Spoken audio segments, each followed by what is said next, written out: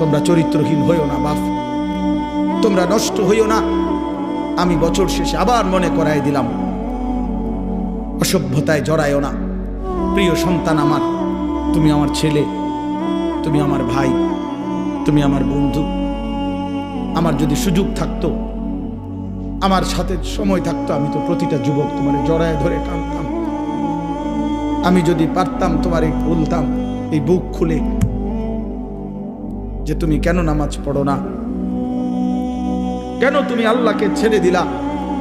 আল্লাহকে বাদ দিয়ে দোস্ত কেউ ইজ্জত পায় না, কেউ না। একদিন না একদিন সময়ের ব্যবধানে লজ্জিত হতেই হয়।